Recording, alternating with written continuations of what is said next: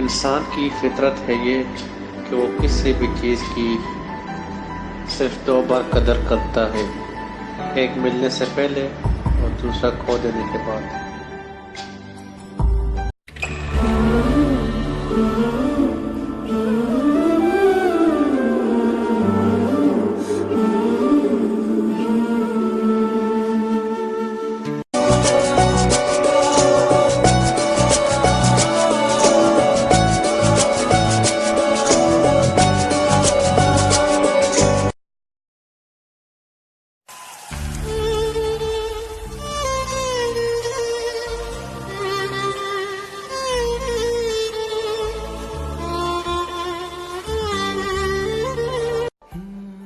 आप जिस पर आंख बंद करके भरोसा करते हैं, अक्सर वही आपकी आंखें खोल जाते हैं। मुश्किलों में इनकार और खुशियों में प्यार करते हैं कि मुश्किलों में इनकार और खुशियों में प्यार करते हैं। जनाब अब तो लोग रिश्तों में भी कारोबार करते हैं।